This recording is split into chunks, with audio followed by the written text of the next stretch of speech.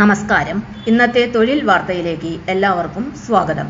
സർക്കാർ, PSC, private, സ്ഥിര നിയമനം, താൽക്കാലിക ജോലി തുടങ്ങി എല്ലാതരം നോട്ടിഫിക്കേഷനുകളും അപ്ലൈ ചെയ്യുവാനുള്ള എല്ലാ വിവരങ്ങളും അറിയാൻ വീഡിയോ സ്കിപ്പ് ചെയ്യാതെ മുഴുവനായും കാണൂ. കേരള സർക്കാർ സ്ഥാപനമായ കെൽട്രോണിൽ വമ്പൻ തൊഴിൽ അവസരങ്ങൾ. യോഗ്യതയുള്ളവർക്ക് മികച്ച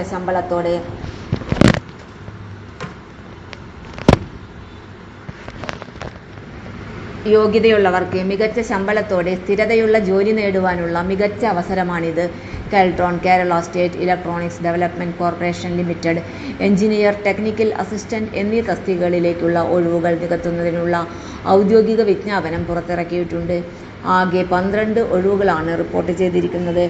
യോഗ്യതയും താൽപ്പര്യവും ഉള്ളവർക്ക് ഓൺലൈനായി അപേക്ഷ സമർപ്പിക്കാം. ഒഴിവുകളുടെ വിശദാംശങ്ങൾ. കെൽട്രോണിൽ ഇപ്പോൾ റിപ്പോർട്ട് ചെയ്തിരിക്കുന്ന തസ്തികകൾ: എഞ്ചിനീയർ 6 ഒഴിവുകൾ, ടെക്നിക്കൽ അസിസ്റ്റന്റ് 6 ഒഴിവുകൾ.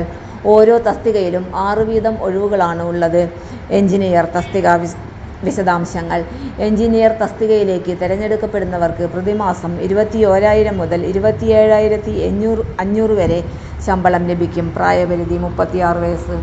വിദ്യാഭ്യാസ യോഗ്യത 60% മാർക്കോടെ BE അല്ലെങ്കിൽ BTech അല്ലെങ്കിൽ തത്തുല്യം താഴെ പറയുന്ന വിഷയങ്ങളിൽ ഉണ്ടായിരിക്കണം: computer science, information technology, artificial intelligence, electronics and communication engineering. പ്രവൃത്തി പരിചയം: സോഫ്റ്റ്വെയർ ഡെവലപ്മെന്റ് അഥവാ വെബ്സൈറ്റ് ഡെവലപ്മെന്റ് അഥവാ മൊബൈൽ ആപ്ലിക്കേഷൻ ഡെവലപ്മെന്റ് അഥവാ സോഫ്റ്റ്വെയർ ടെസ്റ്റിംഗ്. ഇവയിൽ ഏതെങ്കിലും മേഖലയിൽ കുറഞ്ഞത് 1 വർഷത്തെ പ്രവൃത്തി പരിചയം ഉണ്ടായിരിക്കണം. ടെക്നിക്കൽ അസിസ്റ്റന്റ് തസ്തിക വിശദാംശങ്ങൾ. ടെക്നിക്കൽ അസിസ്റ്റന്റ് തസ്തികയിലേക്ക് തിരഞ്ഞെടുക്കപ്പെടുന്നവർക്ക് പ്രതിമാസം 20,000 രൂപ മുതൽ 21,000 രൂപ വരെ ശമ്പളം ലഭിക്കും. പ്രായപരിധി 36 വയസ്സ്. വിദ്യാഭ്യാസ യോഗ്യത 66% മാർക്കോടെ computer science, information technology, computer hardware maintenance. ഇവയിൽ ഏതെങ്കിലും വിഷയത്തിൽ 3 വർഷത്തെ മുഴുവൻ സമയ ഡിപ്ലോമ ഉണ്ടായിരിക്കണം.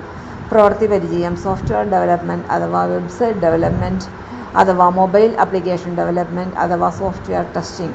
ഇവയിൽ ഏതെങ്കിലും മേഖലയിൽ കുറഞ്ഞത് 1 വർഷത്തെ പ്രവൃത്തി പരിചയം ഉണ്ടായിരിക്കണം. അപേക്ഷാ ഫീസ്: SC/ST വിഭാഗക്കാർക്ക് അപേക്ഷാ ഫീസ് ഇല്ല. മറ്റ് എല്ലാ വിഭാഗം ഉദ്യോഗാർത്ഥികളും 300 രൂപ അപേക്ഷാ ഫീസ് അടയ്ക്കണം. Debit card, credit card, net banking വഴിയാണ് ഫീസ് അടയ്ക്കേണ്ടത്. തെരഞ്ഞെടുപ്പ് പ്രക്രിയ: കെൽട്രോണിലെ തെരഞ്ഞെടുപ്പ് പ്രക്രിയ അക്കാദമിക് യോഗ്യത, പ്രവൃത്തി പരിചയം എന്നിവയുടെ അടിസ്ഥാനത്തിലായിരിക്കും പ്രാഥമിക ഷോർട്ട് ലിസ്റ്റിംഗ് തയ്യാറാക്കുന്നത്. യോഗ്യതയുള്ള അപേക്ഷകരുടെ എണ്ണത്തെ ആശ്രയിച്ച് എഴുത്തുപരീക്ഷ, ഗ്രൂപ്പ് ചർച്ച, ഗ്രൂപ്പ് പ്രവർത്തനം, അഭിമുഖം എന്നിവ ഉണ്ടാകും. ഇവയിൽ ഏതെങ്കിലും ഘട്ടങ്ങൾ ഉൾപ്പെടുത്താവുന്നതാണ്. അപേക്ഷിക്കേണ്ട വിധം. ഈ ജോലിക്ക് അപേക്ഷിക്കാൻ താൽപ്പര്യമുള്ളവർ കെൽട്രോണിൻ്റെ ഔദ്യോഗിക ഓൺലൈൻ അപേക്ഷാ ലിങ്കിൽ ക്ലിക്ക് ചെയ്യുക. അനുയോജ്യമായ തസ്തിക തിരഞ്ഞെടുക്കുക. ആവശ്യമായ വിവരങ്ങൾ പൂരിപ്പിച്ച് അപേക്ഷ സമർപ്പിക്കുക. അപേക്ഷ സമർപ്പിക്കുവാനുള്ള അവസാന തീയതി ഫെബ്രുവരി 19. പ്രധാന നിർദ്ദേശം: യോഗ്യത പൂർണ്ണമായും പരിശോധിച്ച ശേഷം മാത്രം അപേക്ഷിക്കുക. അവസാന തീയതി വരെ കാത്തിരിക്കാതെ അപേക്ഷ നൽകുക. ഔദ്യോഗിക വിജ്ഞാപനം ശ്രദ്ധയോടെ വായിക്കുക. ഈ കെൽട്രോൺ ജോലി വാർത്ത നിങ്ങൾക്ക് ഉപകാരപ്പെട്ടെങ്കിൽ വീഡിയോ ലൈക്ക് ചെയ്യൂ. യോഗ്യതയുള്ള സുഹൃത്തുക്കൾക്ക് ഷെയർ ചെയ്യൂ. കൂടുതൽ കേരള സർക്കാർ ജോലി വാർത്തകൾക്കായി ചാനൽ സബ്സ്ക്രൈബ് ചെയ്യൂ. തൊഴിൽ വാർത്തകൾ എല്ലാ ദിവസവും. വാർത്തകൾ തുടർന്നും ലഭിക്കാൻ ചാനൽ ആദ്യമായി കാണുന്നവരാണെങ്കിൽ ചാനൽ സബ്സ്ക്രൈബ് ചെയ്യുക.